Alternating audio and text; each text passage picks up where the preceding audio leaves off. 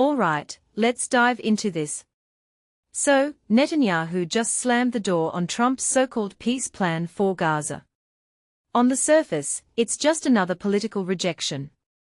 But wait, dig deeper, and this isn't just about one leader's stubbornness. This is a window into why the Middle East conflict feels like a never-ending nightmare. And honestly, the bigger picture here is way more fascinating than the headlines suggest. First off, let's unpack the drama. Trump's team pushed this 15-point plan they claimed would end the conflict once and for all. Big claim, right? But Netanyahu shot it down instantly, calling it dead on arrival. Now, why would an Israeli leader reject a plan backed by the US, a country Israel relies on for military and political support? Well, here's where it gets juicy. In my opinion, this isn't just about policy disagreements. It's about power dynamics. Netanyahu's entire political identity is built on being the tough guy who won't negotiate with terrorists. Giving Hamas a path to legitimacy, even indirectly, would undermine that image. And let's be real, politicians don't survive by compromising their brand. But here's the thing many people miss. Trump's plan wasn't some genius strategy. It was a performative stunt. Think about it. After 4 years of chaos, does anyone genuinely believe Trump's team had a coherent, actionable roadmap for peace? Or was this just another PR move to distract from domestic drama? What this really exposes is how Middle East diplomacy has become a theater for political points. Leaders aren't solving problems, they are auditioning for headlines. And the people of Gaza? They are stuck in the crossfire of egos and election cycles. Now, let's zoom out.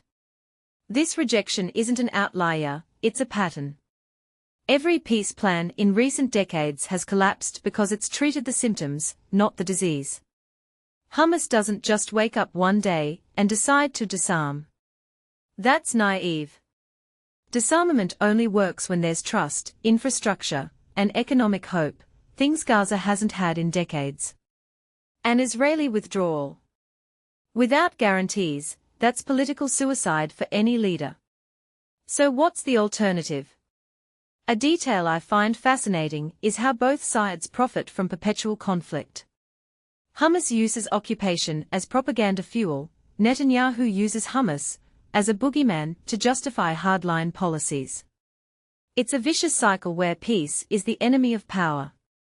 But here's the deeper question: why do we keep expecting plans to work? History shows that imposed top-down solutions fail. Real change comes from grassroots pressure, economic integration, and generational shifts, not 15-point documents. The Oslo Accords collapsed because they ignored reality. Trump's plan? Just another chapter in that failure. What many people don't realize is that peace isn't negotiated in boardrooms, it's built in schools, markets, and communities. Until then, leaders like Netanyahu will keep rejecting breakthroughs because the status quo serves them too well. So where does this leave us? Stuck in the same loop. But here's my take: the bigger story isn't Netanyahu's rejection.